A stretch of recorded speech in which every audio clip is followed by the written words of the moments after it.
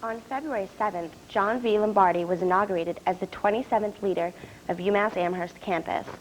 UMass This Week correspondents Julie Flanders and Charlie Dennison were there covering the inauguration. The inaugural of Chancellor John V. Lombardi came with as much pomp and circumstance as it did with concern for the university in its current financial state. Outside the William D. Mullins Center, protesters stood rallying support for their campaign to have their contracted raises reinstated after they had been cut by former acting governor Jane Swift. Inside, faculty, alumni, students, and guests gave their support to the chancellor. Student Government Association President David Carr had words of support for the new chancellor. For those of you who know Dr. Lombardi, I don't have to tell you that he's a colorful guy. And in these last 6 months, he's given the student body here at UMass something that is hard to find these days: hope. Hope is everything in this world, and if you can't have that, you've got nothing.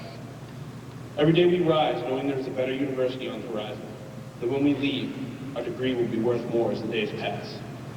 The students here work hard every day, and we're encouraged to know that there's the chancellor right there beside us in the trenches, digging into better student life. Other university speakers praised Lombardi for his long years of notable work at different universities and also abroad.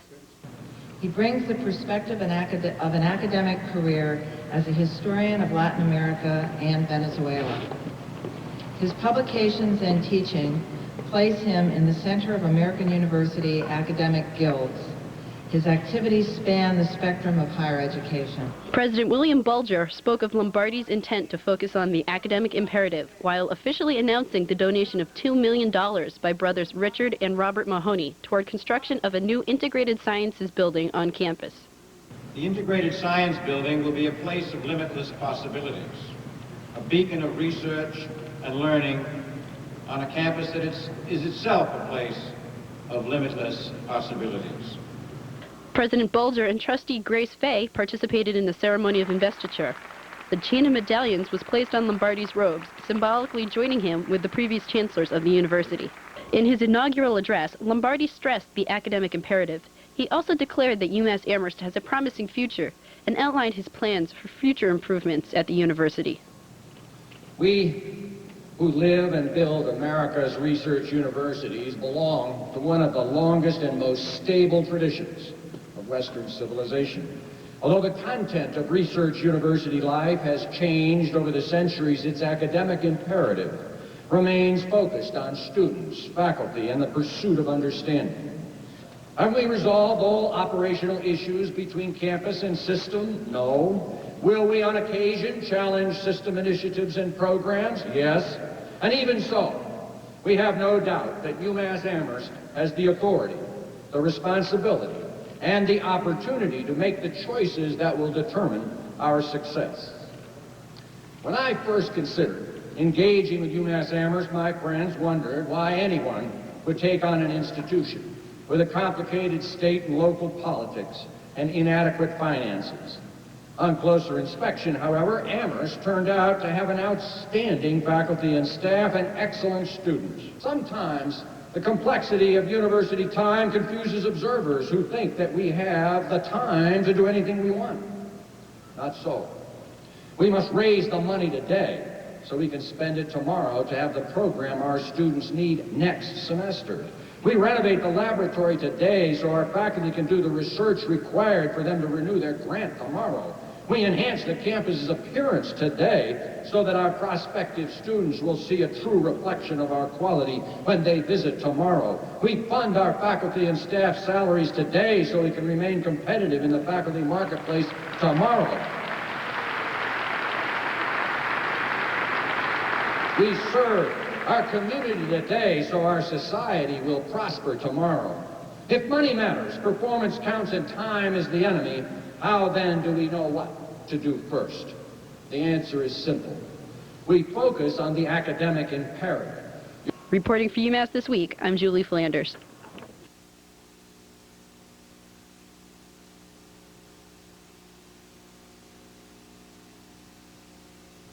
We start with hockey. On Friday night, February 21st, the University of Massachusetts hockey team mass attacked Maine, defeating them 4-2 in front of the 8th largest crowd in Mullins Center history. Maine was ranked number 3 going into the game, but didn't come out that way. Here are the highlights. In the first, Thomas Pott scores the first goal of the game on a slap shot, putting UMass up 1-0. But Maine ties it up. With a slap shot of his own, Martin Correa puts one in. Also in the first, Caprero scored to put UMass up for good. And the electric Mullen Center crowd was loving it. The official count was 5,084 fans, and they were rabid. In the second, Werner scores on a breakaway deke, faking goalie Frank Doyle out of his boots. And again in the third, a nasty check, and Werner somehow comes up with the puck here to put this in. Second goal of the night, makes it 4-1. And UMass goes on to win it 4-2. They had themselves a delicious victory dinner of black bear meat. Maine was ranked number 3 going in, but they did not come out that way. Unbelievable.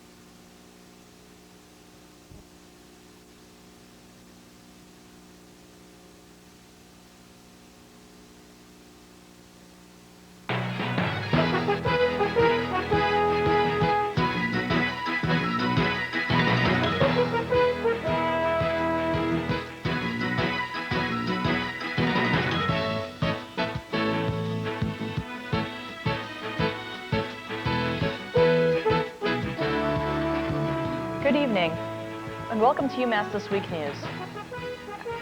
Sorry.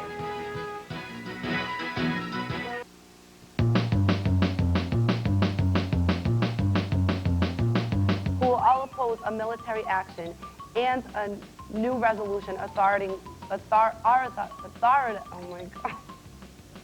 What a weekend, what a weekend. Holy guacamole on my 4-cheese quesadilla, what a weekend. Some rain might come in. There's a possibility of rain tomorrow, but for the most part, I don't even know. What the? We flew like there was no tomorrow. I'm not on fire. It's time to get on fire. Sorry, guys.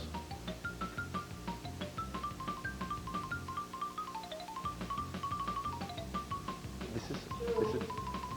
Okay, so I was going to talk. You got really overzealous.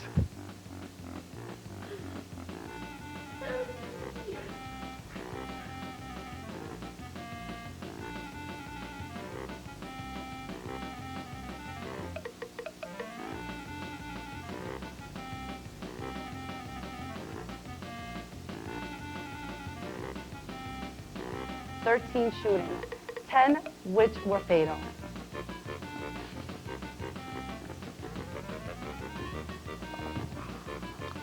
.805 to 752.5, and again, I have no clue in the world what those points mean. Wait a minute. This is sports. I am Joel Menasha. And I need a haircut. Distributors will take part of the trial as co-defendants. Got the programs and eyewitness testimony of the existence of this program. Bush's decision to disarm Iraq of weapons of mass destruction was the motive behind the decision to attack. Shut up before I slap you. Get down. Zoom out a little bit too. Out. Your other out. Zoom out. I am sad this clicker's just not loving me today. I clicked.